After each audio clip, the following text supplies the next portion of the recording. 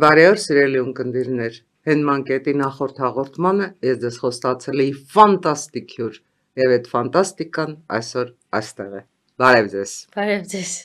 Հրաչուհի Ուտմազյան։ Ես ի սկզբանե խոստովանեմ, որ փորձել եմ գտնել այնպիսի հարցեր, որոնք ձեր հարյուրավոր հարցազրույցներում դուք թերևս ոչ մեկին չեք տվել։ Դժվար գործ էր։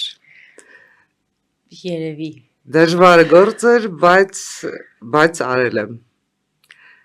Մենք ճամփա ընկանք առավոտ ծեքին, թարմ, թեթև էր մեր ճամփորդի հոգին, ուրախ էինք մենք ու մեր սիրտը բաց։ Եվ ուր հասանք։ Հասանք այնտեղ, որտեղ հասանք։ Ու ինչ ունենք։ Ունենք այս կյանքը ամեն օր գնահատելու ունակություն, որին դժվար էր հասնելը, բայց հասանք։ Ձեր գնահատականով մենք հիմա իսկապես կարողանում ենք մեր ունեցածի արժեքը հասկանալ։ Մենք արժևորել ենք այն ամեն ինչը, ինչ ունենք, թե մենք այնուամենայնիվ ապրում ենք անցյալի պատրանքներով, չգիտեմ ներկայել գուցե թե սխալ պատկերացումներով։ Ես երբևէ իրավասություն ինձ վրա չեմ վերցրել բոլորի մասին խոսելու։ Եթե կարող եմ խոսել, ապա միայն իմ։ Իհարկե, եթե փորձեմ ինչ-որ ձևով անալիզի ենթարկել են, ինչ-որ հետևողականորեն տեսնում եմ, երևի թե չէ։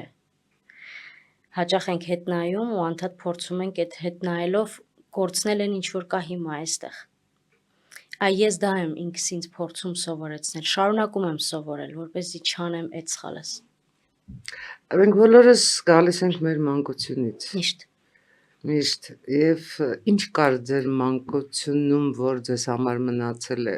պարզապես անանց։ Սերը, անսահման սերը, որը ես ստացել եմ իմ ծնողներից, իմ տատիկներից, իմ պապիկից, իմ հորաքույրից, իմ քեռուց, իմ ընտանիքից։ Այդ սիրո վրա էր կառուցված ձեր աշխարհընկալումը, աշխարհաճանաչումը գուցե։ Իհարկե։ Գիտեք, հաճախ խոսում են նրա մասին, որ ինչ է պետք երեխային, հա, մեծանալու համար, լավ անհատ մեծանալու համար։ Ու շատ պատասխանները հետևյալն են, որ երեխային սիրեն, երեխայի հանդեպ հոգատար լինեն։ Ես վերջերս այլ պատասխան եմ գտել ինձ համար, երբ ծնողներն են իրար սիրում։ Անառարկելի է, չգիտեմ։ Կարծում եմ ձեր բախտը այդ հարցում իսկապես բերել է։ Այո։ Իմ սերունդը սիրահարված էր Արթուր Ուտմազյանին։ Շատ եմ լսել։ Իմ սերունդը սիրահարված էր Արթուր Ուտմազյանին եւ թերևս սիրահարված էին ոչ միայն Արթուր Ուտմազյանի բեմական կերպարին, այլև ձայնին։ Որովհետև շատ քիչ դերասաններ կարողանում են ձայնը օգտագործել մարմնի պլաստիկային հավասարազոր։ Արթուր Ուտմազյանը դա գիտի, դա կարողանում է։ Արթուր Ուտմազյանը մի բառով կարող է ամբողջ դերի փիլիսոփայությունը փոխել։ Ես դա բազմիցս տեսել եմ դրամատիկ բեմում։ Դուք դա ընկալել եք, դուք դա ձեր գործունեության հիմքում դրել եք, թե ձեզ համար, ընդհանրապես ձեզ համար բառը նույնպես ֆիզիկական մարմին է, որ կարող է թե խոցել, թե շոյել, որին հնարավոր է սիրել, որին պետք է կարոտել։ Պարտադիր։ Տատիկս միշտ ասում էր, ներողություն, տատիկս միշտ ասում էր բառը գույն ունի։ Համել։ Ես ասում եմ բառը կյանք ունի։ Յուրաքանչյուր բառ ունի իր կյանքի տևողությունը։ Եվ տատիկս ինձ սովորեցրել է կշիռը իմանալ ու ճանաչել բառի։ Ու եթե ես դա իրենից չսովորեի, որտեվ հայրս էլ է իրենից սովորել։ Ես առավել երջանիկ եմ, ես նրանցից երկուսից եմ սովորել։ Ինչ որ առումով նաև պապիկից ում չեմ տեսել։ Եվ բնականաբար դա տեսնելով, դա սովորելով ես այլ կերպ չէի կարողանա, որովհետև ես մանկուց նաև աշխատել եմ պոեզիայի հետ, իսկ այդտեղ գերագույնը բառն է։ Եվ հետո նաև իմ մասնագիտությունը, ես միշտ ասում եմ, որ հաղորդավարները որպես կանոն բառերի ձեռնածոներ են, մենք այդ բառով աշխատում ենք, չէ՞ անընդհատ։ Ու հիմա արդեն որպես հանրային խոսքի մարզիչ, ինչը կարողացել եմ էլի տատիկից սովորել ու տարիների իմ կուտակած փորձը փորձում եմ այսօր էլ ես ինքս փոխանցել, այդտեղ բարի կշիռը չճանաչելը, չիմանալը ու չգնահատելը ուղղակի հնարավոր չէ։ Գիտեք, ես հիմա ուզում եի լրիվ ուրիշ հարց տալ ձեզ, բայց վերադառնամ բառին։ Հերիկ Մալյանը ինձ ասում էր, քո ձայնի մետաղը կարող է մարդ սպանել։ Այո։ Ես իսկապես այդ ձայնի մետաղի ու ձայնի քնքշանքի բառի գույնի, բառի համի, բառի մարդկայնացման դրսևորումներ, բազում դրսևորումներ նկատել եմ նաև ձեր հանրային խոսքում եւ ուզում եմ հասկանալ մենք հիմա հանրային ընկալման մակարդակում կարողանում ենք բառին վերաբերվել այնպես, ինչպես վերաբերվում ենք մեր հայրենիքին, բառին վերաբերվել այնպես, ինչպես վերաբերվում ենք, ասենք ինքներս մեզ։ Օրինակ Հրանտ Մաթևոսյանը ասում էր ժամանակը նույնպես հայրենիք է։ Իհարկե։ Մենք այդ ժամանակ բառը ընկալում ենք, հայրենիք բառը ընկալում ենք, թե մենք այսպես գեղեցիկ, հեզասահ բառերի վրայով սահում ենք, իրար ասում ենք երբեմն շատ ականջահաճո, երբեմն շատ ակնահաճո բառեր ու գնում ենք, այսպես անտարբեր գնում ենք, բայց բառը մնում է թե չէ։ Հաղթում են նրանք, ովքեր այդ բառերը չեն շոյում, այլ ընկալում են ասածը եւ յուրաքանչյուր բառի կշիռը։ Ցավոք սրտի ինձ համար այնպիսի բառեր օգտագործեցիք հիմա, որ ցավով եմ հասկանում ու գիտակցում, որ ես ինքս վախենում եմ հայրենիքի մասին շատ խոսելուց, որովհետեւ շատ խոսելով մի բանի մասին, երբ որ շատ ես խոսում, ինձ մոտ զգացողություն կա, որ արժեքը սկսում ես տանել այդ բառից։ Նույն ձևով, եթե շատ խոսում ես սիրո մասին։ Ուրիշ բացատրություն էլ թերևս կա։ Այն ամեն ինչի ինչ կողմն է չես ուզում բարձրաձայնել։ Նաև դա։ Իսկ եթե նայենք մյուս կողմից, որ ցավոք սրտի ես նաև դա եմ ֆիքսել ինձ համար, որ երբեմն մարդիկ կարծում են, թե բառաշատությունը խելքի նշան է, բայց այդպես չէ։ Ընդհանրապես այդպես չէ։ Եվ երբեմն քիչ բառի մեջ եւ որպես կանոն քիչ բառի մեջ պիտի կարողանաս դնել ամենակարևորը։ Եթե գուցե դա կարողանանք հասկանալ ու ընկալել, շատ ավելի ճիշտ ճանապարհով կգնանք։ Ինչպիսի լռություն կտերեր աշխարհում, եթե մարդիկ ասեին միայն այն, ինչ գիտեն։ Տեսեք, պետություն եւ պատմություն, արդյոք թատրոնը, այս երկու հասկացությունների հանդիպման վայրն է, թե թատրոնն այն վայրն է, որտեղ մարդիկ փախչում են մենակությունից։ Ես թատերասեր եմ, բայց ես ոլորտի մասնագետ չեմ, բայց կարող եմ միշտ հիշել հորս Բայց դուք խոսքերը, նաև որ բեմ եք բարձրանում։ ես բեմ բարձրանում եմ, բայց պոեզիայի սահմանների մեջ, որն անսահման է իրականում, բայց միշտ հիշում եմ հայրս ինչ է ասում, ասում է թատրոնը, ներկայացումը, թատրոնը կախում է հարցեր, իսկ պատասխանները թողնում են մարդկանց, ովքեր նստած են դահլիճում, բայց իհարկե որպես անհատ, որը մեծացել է թատրոնում, իհարկե չի կարող անջատ լինել, իհարկե արտացոլում է այն, ինչ արտացոլում է այն իրականությունը, որում է։ Մենք ունենք այնուամենայնիվ ես ուզում եմ ձեզ թատրոն դեռ տանել։ Տեսեք, մարդիկ գնում են թատրոն։ Այո։ Մարդիկ թատրոն գնացել են, գնում են ու գնալու են։ Թեպետ միշտ ասում են թատրոնը Թեպետ ասում են մեռել է, հեռուստատեսությունը մեռավ, մենք բարեհաջող ուղարկավորեցինք հեռուստատեսությունը, ուղարկավորեցինք թատրոնը, ռադիոն։ Այո։ Մենք սիրում ենք ամեն ինչ ուղարկավորել ու հետո սկսել սիրել։ Դա մեր ազգային թերևս ավանդույթն է։ Բայց ես ուզում եմ այնուամենայնիվ հասկանալ, մենք այսօր թատրոն, որ գնում ենք, մենք գտնում ենք այն, ինչ ամենակարևորն է մեզ համար։ Յուրաքանչյուրիս համար առանձին, թե Բոլորիս համար թերևս։ Տալիս է մեզ այն հոգևոր սնունդ այսօր թատրոնը։ Ես շատ սիրում եմ բնականաբար մեր դրամատիկական թատրոնի ներկայացումները, ես շատ սիրում եմ Մալյանի թատրոնը, ես շատ սիրում եմ մեր համազգայինը, որը նոր տուն ունի արդեն, վերջապես իր տանիքն ունի։ Եվ Փառք Աստծո։ Եվ Փառք Աստծո վստահ եմ, որ պապին գոհ է, վերևից նայում է եւ շփտում է հպարտ։ Յուրաքանչյուր ինձ թվում է թատրոնում էլ կա այն ներկայացումը, որը ունի իր հանդիսատես։ Յուրաքանչյուր հանդիսատես թերևս հանդիսասրահում նստած իրեն այնուամենայնիվ պատկերացնում է բեմում։ Իսկապես։ Չէ։ Ես կարծում եմ, որ ոչ թե ինքն իրեն է բեմում պատկերացնում, այլ այնուամենայնիվ մեզ կպնում է այն, ինչ կապ ունի մեզ հետ։ Գուցե ինչ որ հերոսի մեջ մենք կտեսնենք մեզ, բայց արդյոք կպատկերացնի իրեն բեմում տվյալ դերասանի դերում, չեմ կարող ասել, չգիտեմ։ Ես գուցե նորից վերադառնում եմ նրան, որ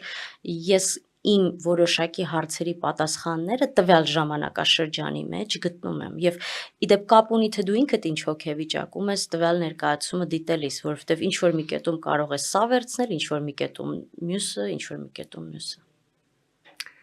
Լավ, ձեր կարծիքով մշակույթը խոշոր հաշվով մարդկանց ինքնապաշտպանությունն է կյանքից։ Մարդկանց ինքնապաշտպանությունը կյանքից, թե այնուամենայնիվ քաղաքականություն ենք անում նաև մշակույթով։ Եվ մեկը եւ մյուսը։ Եվ չի խանգարում իրար։ Ինձ թվում է անխուսափելի է։ Մենք անդադ փառաբանում ենք մեր մշակույթը, բայց փառաբանում ենք անցյալով։ Նարեկացի ենք ունեցել։ Իսկ երբ մենք կարդացել ենք Նարեկացի։ Հրաշալի հարցեր, ես ուզում եի արդեն ասել։ Իսկ մենք գիտենք ով է Նարեկացին, իսկ մենք գիտենք ով է Դավիթ անհախտը, Ով է Քուչակ։ ով է Քուչակը, Տրդա ճարտարապետ ընդհանրապես ով էր։ Մենք այդ մշակույթի զգացողություն ունենք, թե մենք հռչակել ենք, որ մենք մեծ փառահեղ մշակույթի տեր ենք, բայց այդ մշակույթը արդյոք իրականում մտել է մեր գենի մեջ, արդյոք մենք այդ մշակույթի ցավոտ բառեմ ասելու, բայց տերն ենք։ Ես կասեմ այո այն ժամանակ, երբ կարմիր լույսի տակ անցնենք, երբ աղբը չնետենք փողոցում, երբ օգնենք մեծին անցնել փողոցը, երբ հարկ վճարենք, դա էլ է մշակույթ։ Այսինքն դա մենք իրավունք կունենանք էլի այդ նույն բաների մասին խոսել, բայց պարշճակատով, որովհետև երբ որ մենք խոսում ենք նրա մասին, որ մենք ունեցել ենք Նարեկացի, ունեցել ենք Քուչակ, բայց մեզ պահում ենք այդպես, եւ լսում ենք լիովին այլ երաժշտություն, չենք կարդում առհասարակ, չենք գնում թատրոն, ում է պետք այդ խոսքը։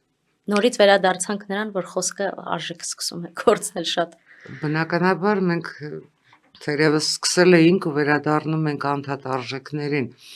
Ինչ պիտի անենք, որ այդ արժեքները մեզ համար իսկապես լինեն կենսական, որ մենք սկսենք այդ արժեքներով ապրել, ոչ թե տրվենք ուղղակի կյանքի հորձանքին, որը կարմիր լույսի տակ էլ կանցնենք, աղբել կթափենք, ինչ ասես, կասենք իրար,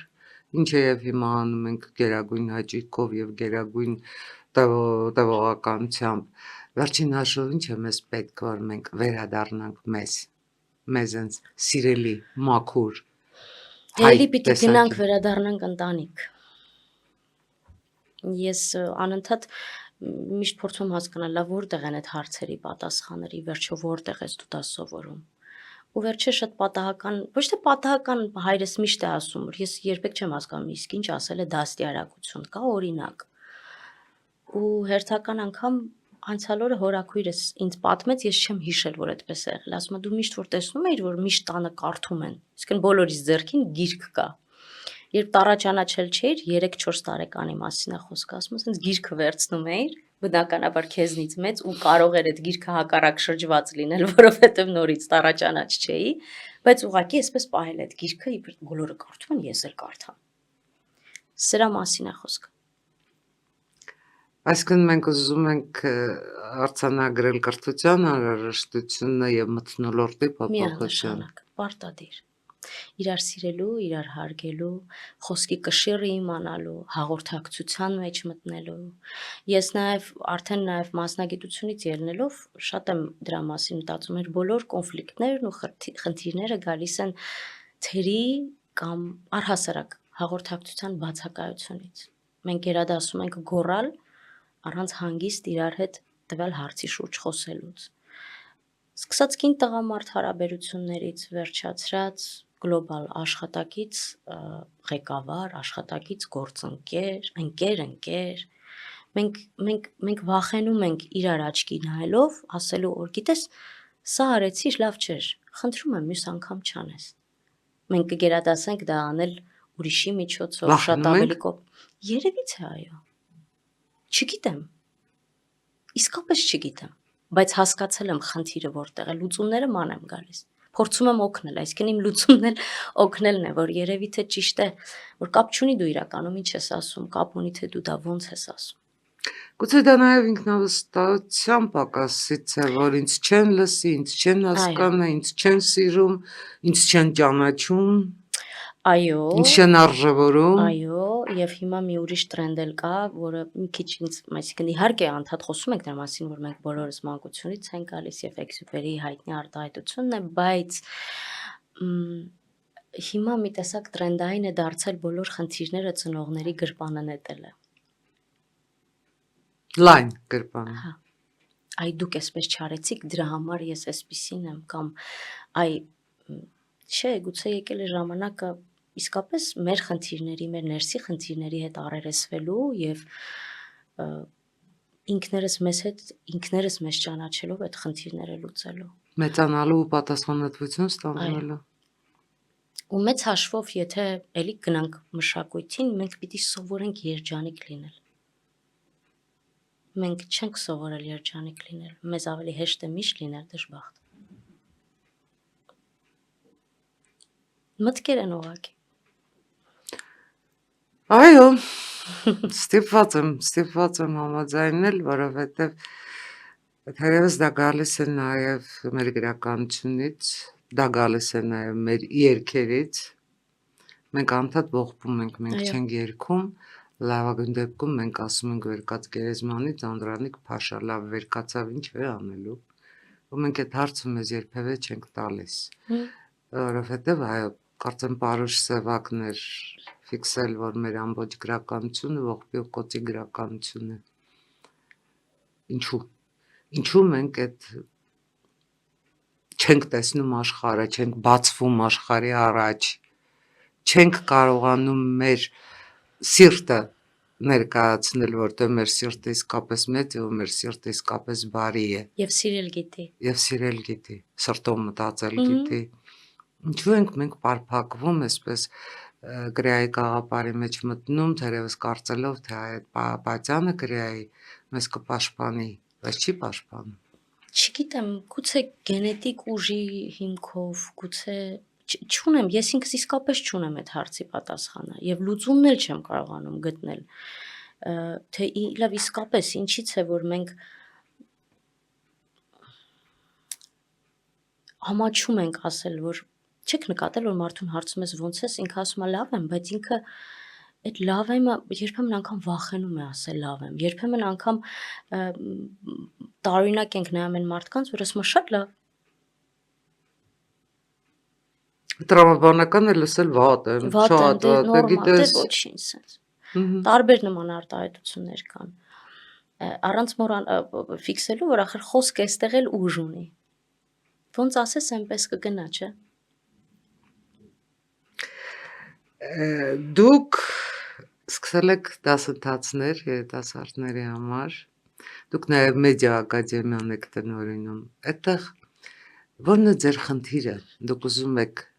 մարդկանց սովորեցնել, երիտասարդներին սովորեցնել արտահայտիչ խոսքի մշակույթ, թե դուք ուզում եք սովորեցնել, որ իրենք միտակ մարդ չլինեն ու կարողանան երջանիկ լինել։ Առանձնացնեմ,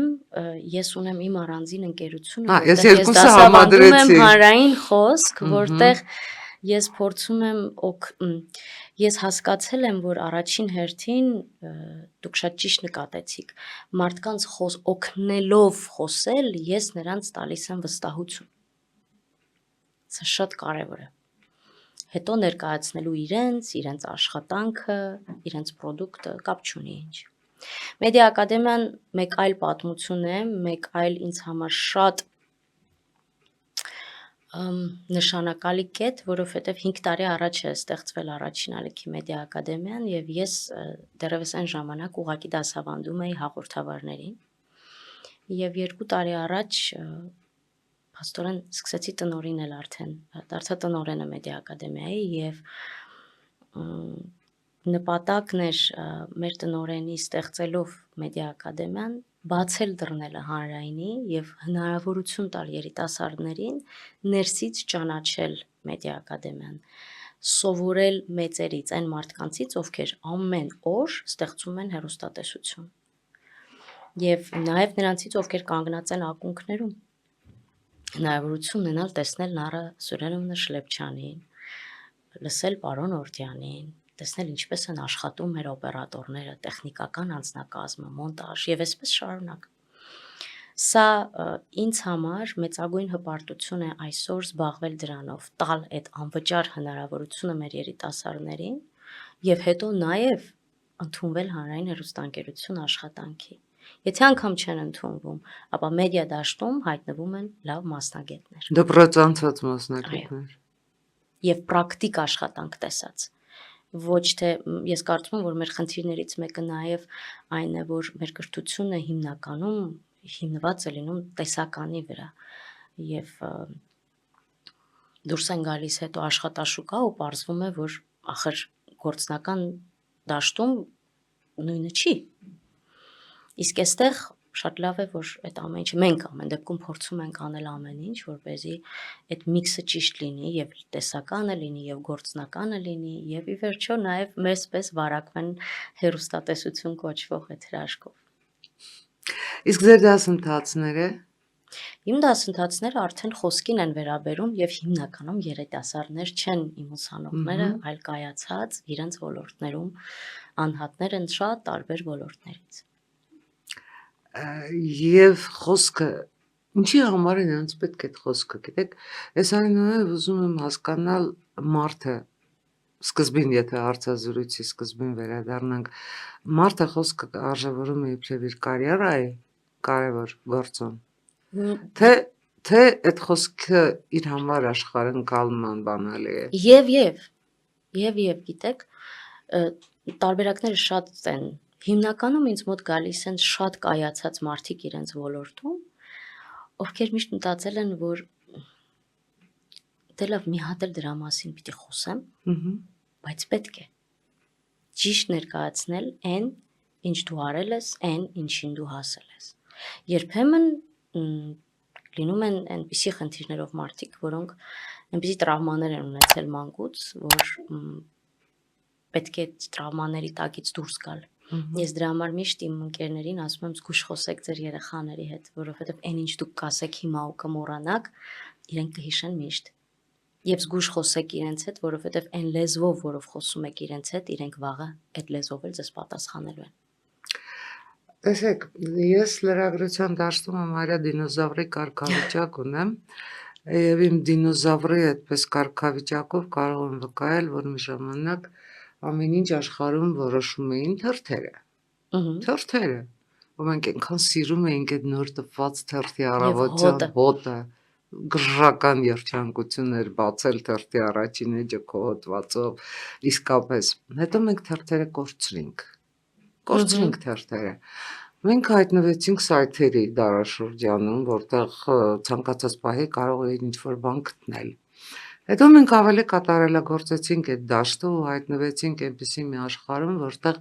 ընդհանրապես դու չունես ինֆորմացիայի պակաս, բայց դու ունես ինֆորմացիայի ճշգրտության պակաս։ Եվ այդ ինֆորմացիայի ճշգրտության պակասին զուգահեռ մենք ստացանք այնպիսի մի լեզու, որ ամեն օր հերն անիծում ենք ամենայն դեպս Հայաստանի Հանրապետության օրենքի, առ այն, որ Հայաստանում պետական լեզուն գրական հայերենն է։ Մենք խորապես հրաժեշտ տվեցինք գրական հայերենին, մենք անցանք եթերում անցանք կիսախոսակցական, կիսաժարգոնային, երբեմն նաև ոչ միայն ժարգոնային, այլև հայհոյանք խառն խոսակցության։ մենք դրանով ինչ ենք տալիս հասարակությանը։ Ես ուզում եմ հասկանալ դա,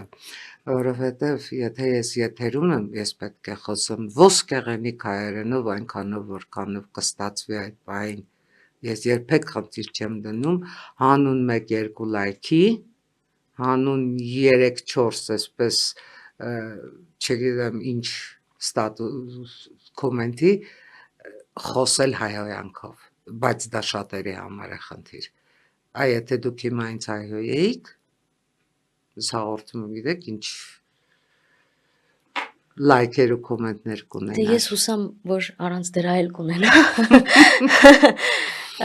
Ոչինչի էլ չհասանք իրականում։ Գիտեք, ես շատ սրա շուրջ եմ մտածել եւ առհասարակ կարծում եմ, որ մեր լեզվի խնդիրներից մեկը այն է, որ խոսակցականի եւ գրականի միջև անջրպետը շատ լայն է։ Եվ շահում են ըստ էության նրանք, ովքեր կարողանում են այդ միջին լեզուն գտնել իրենց համար, որը պարզ է, բայց ոչ երբեք պարզունակ, հասանելի է, հասկանալի է եւ սիրուն է, ոչ թե գեղեցիկ։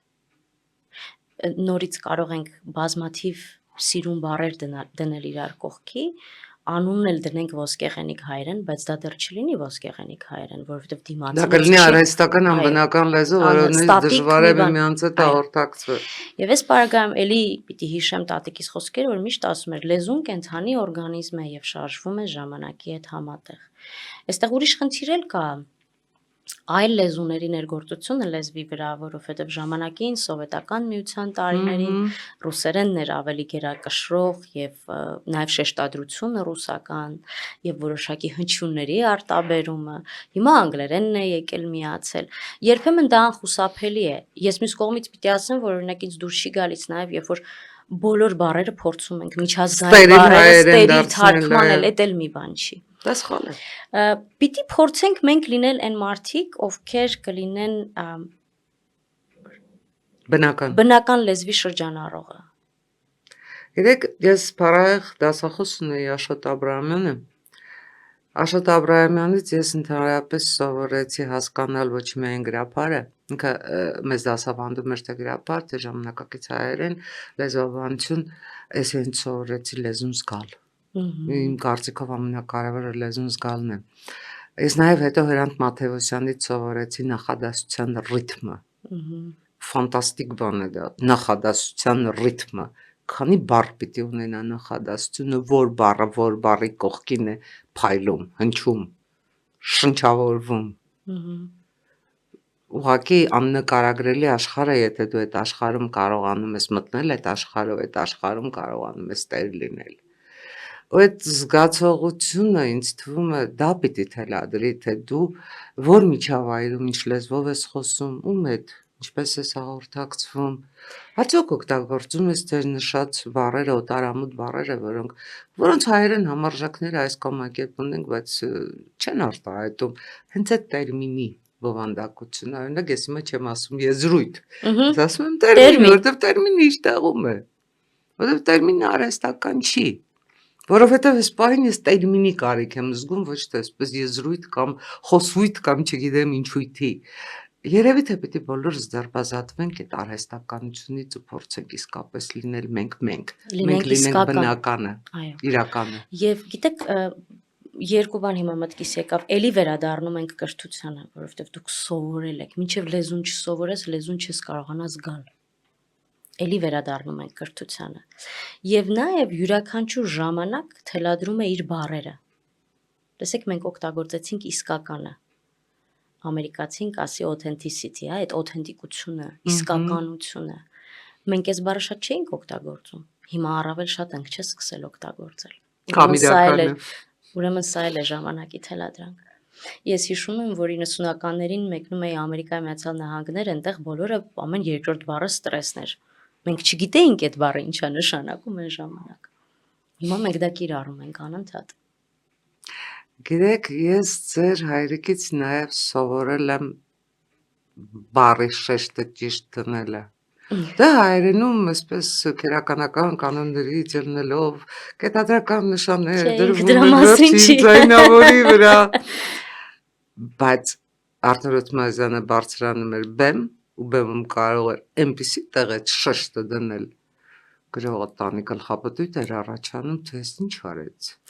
Նա նաև պաուզաների վարպետ է։ Միանշանակ։ Ու ես շատ հաճախ հիմա արդեն ակամա, ոչ թե հիշելով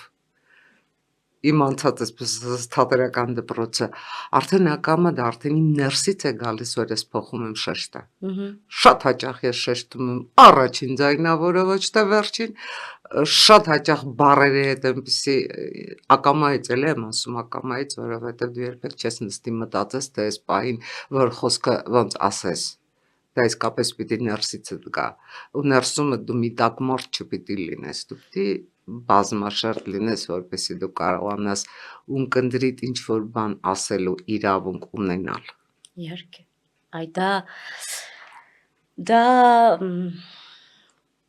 Դա մեզ շատ է պակասում, որովհետև դուք ձեզ իրավունք վերապահում եք այդ շեշտը փոխել, որովհետև դուք գիտեք որտեղ է պետք դնել իրական շեշտը։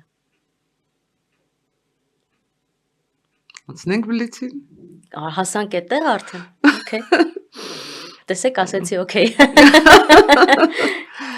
Մարդկանց ճանաչելու համար ձեզ պետք է 5 րոպե, 5 տարի, թե մի ամբողջ կյանք։ Հիմնականում 5 րոպե։ Ինչպես եք վերաբերվում ֆորս մաժորներին։ Ինչքան էլ ինձ հաճախ փորձում են պիտակավորել որպես շատ էմոցիոնալ մարդ, բայց հենց այդ ֆորս մաժորների ժամանակ ես դառնում եմ երկաթյա։ Երկաթյալերի։ Կարողանում եք անակնկալ լինել։ Չեմ էլ փորձում։ Իսկ ո՞նց եք վերաբերվում անակնկալին։ Լավ։ Սիրում եք Պանդորայի արկղ բացել։ Միշտ չէ։ Ինչ կհարցնեիք, եթե հանդիպեիք Եվային։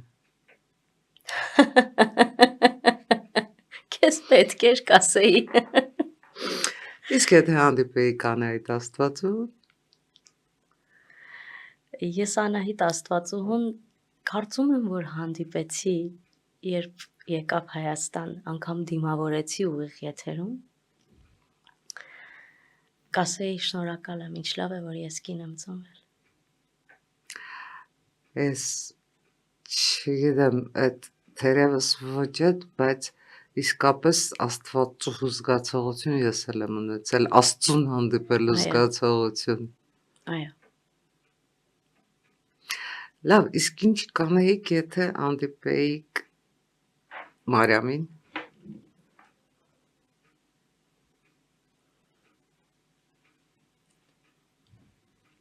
Կգրկեի։ Ու շնորհակալություն կասեիք։ Միշտ։ Հայաստանի երեք անհետաձգելի խնդիրները ձեր գնահատականով։ Ես չեմ ասի այն, ինչ ասում են բոլորը։ Ես կասեի բարություն, ես կասեի սեր, ես կասեի երջանկություն։ Ձեր հարցը ինձ։ Ինչու ես։ Որովհետև դուք